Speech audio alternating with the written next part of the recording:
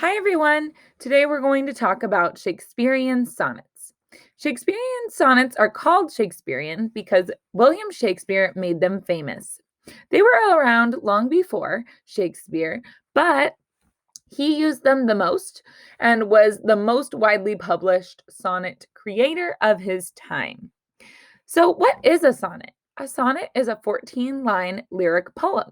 When we say lyric, we mean that it is melodic or it has song-like qualities.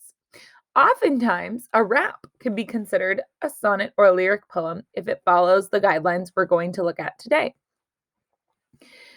In a sonnet, there are always 10 syllables or beats per line. Now, a sonnet is written in a very specific structure that we're going to look at. A sonnet is always written in Iambic Pentameter. If you listen to the heartbeat that's playing now, you'll hear what Iambic Pentameter sounds like. Often, it's easy to understand Iambic Pentameter's beat if you put 2 fingers at the pulse in your neck or your wrist. It's a dun-dun, dun-dun, dun-dun, dun-dun sound. The dun-dun of the human heartbeat is the most common example of Iambic Pentameter. When you write it this way, the first syllable is soft and the second syllable is heavy to provide a backbeat behind your language.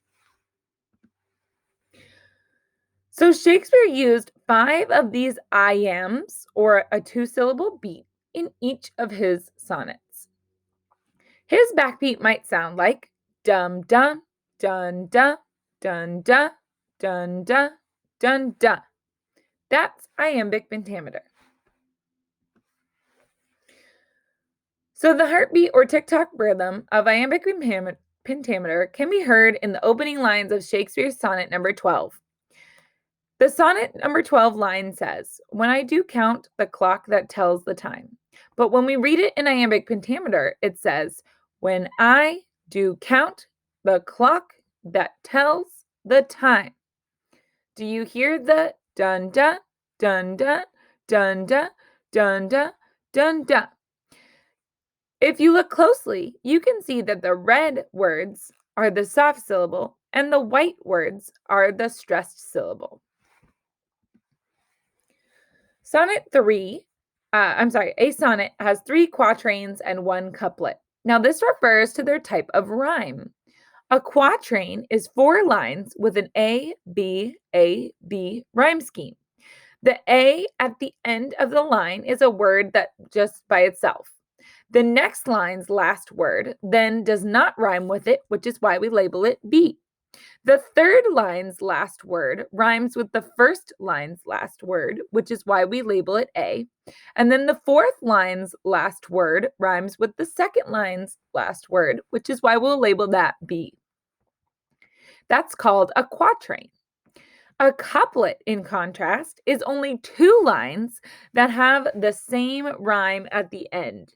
So the 5th and 6th lines in our little example here would be C, C.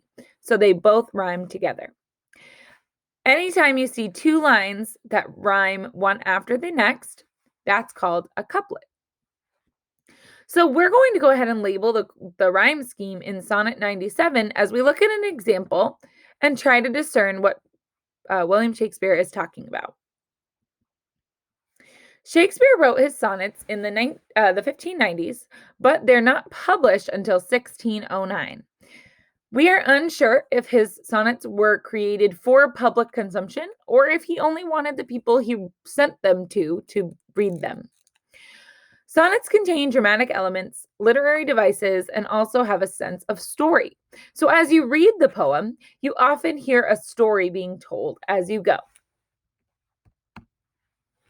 Let's look at Sonnet 18, and we'll look at the different ways to tell that this is a sonnet. So line 1 says, "Shall I compare thee to a summer's day?" Line 2 says, "Thou art more lovely and more temperate. Rough winds do shake the darling buds of May, and summer's lease hath all too short a date.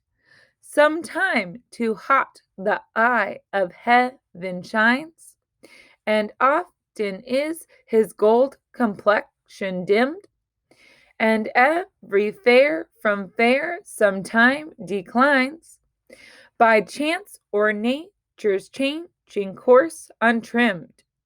But thy eternal summer shall not fade, nor lose possession of that fair thou owest, nor shall death brag thou wanderest in his shade, when in eternal lines to time thou growest.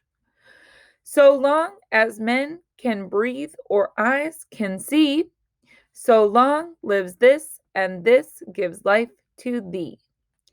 Now, the language is sometimes hard for us to understand, but when we take a sonnet line by line, it's easier to understand what Shakespeare is trying to say. Let's look at line number 1. Shall I compare thee to a summer's day? This has a rhyme scheme of A because it's our first word at the end of the line. You'll notice that temperate, or temperate as he says out loud, does not rhyme with day. So we label temperate a B rhyme. Day and May do rhyme, however, so we label it A because it's the same rhyme scheme as the first line. Date and temperate rhyme, so we're going to label date B. Shines does not rhyme with date or with May, so we need to give it its own rhyme pattern and call it C. Dimmed does not rhyme with shines or with date or with May or with temperate or with day, so we need to give it its own rhyme pattern and we'll call it D. Declines does not rhyme with dimmed, but it does rhyme with shines, so we'll call that C. Untrimmed rhymes with dimmed, so we'll call that D. Fade does not rhyme with untrimmed, does not rhyme with declines, does not rhyme with dimmed, does not rhyme with shines, does not rhyme with date, does not rhyme with May, does not rhyme with temperate, and does not rhyme with day. So it needs its own rhyme scheme, E. Oast does not rhyme with fade or any of the words above it, so we're going to go ahead and give that F. Shade rhymes with fade, so we're going to call this E. Grossed rhymes with oast, so we're going to call that F. Now, you can see that until this point, we've had an A, B, C, D, C, D, E, F rhyme scheme. The rhyme alternates every other line. If we continued in this pattern, we would just continue going on to G and other letters down. However, this is the point where a sonnet changes into a couplet. So until then, we've had a quatrain, 1, 2, 3, 4 lines of rhyme. 1, 2, 3, 4 lines of rhyme. 1, 2, 3, 4 lines of rhyme. That's a quatrain. Now we're going to 2 lines of rhyme, C and the. Because they don't rhyme with any of the words above them, we'll give them the G rhyme pattern, and they rhyme with each other. So the last 2 rhyme schemes of a sonnet are G, G. Okay, that is how a sonnet is organized. Let's go on. Today we're going to read Sonnet 97. In a moment, I'll be playing a video of a professional actor reading a sonnet for you.